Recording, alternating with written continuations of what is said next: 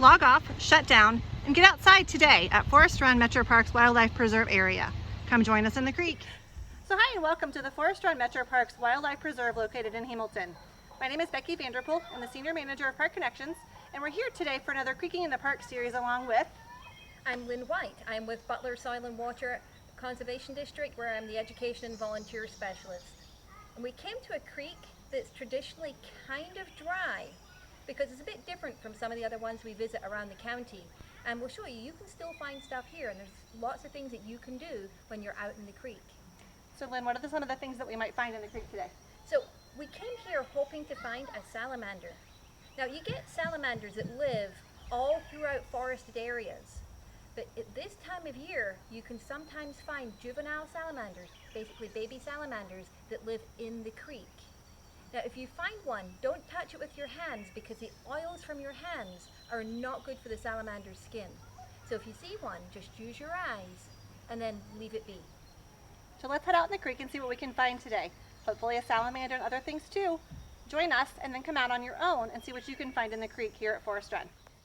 So there's not much water in the creek, but it's still really good habitat for lots and lots of animals. And when we were turning over rocks, we managed to find a baby salamander. So salamanders start off life as an egg, and streamside salamanders will lay the eggs underneath the rocks that are in the water. When the egg hatches, you get these little tiny babies. If you look at either side of his head, it looks kind of fluffy. That's his gills that he'll use while it's a baby living underwater. Eventually, after about 7 or 8 weeks, they'll emerge as an adult and they'll lose the gills. So when they go through metamorphosis, it's the gills that change. It's not the entire body shape of the animal. It just loses the gills and it starts to breathe on land. So these animals are called water striders. Don't get them mixed up with a water spider. That's a completely different animal. You can see where their feet touch the water, there's little dimples, and that's the bugs using the water tension on the surface of the water for them to be able to walk or stride across the top. And they can move very fast. It might not look like it now, but if you try and catch them, they do move really fast across the surface. So if you're out in the creek on a quiet day like we are, and not finding very much, take a few minutes just to observe and look up. What's living around you? Perhaps living around you in these trees?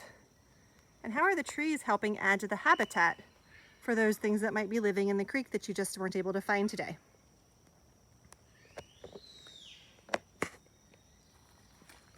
Things like this big oak leaf here on the ground tells us that there's an oak tree nearby. And again, there may be things living underneath it. And if not today, there may be other days.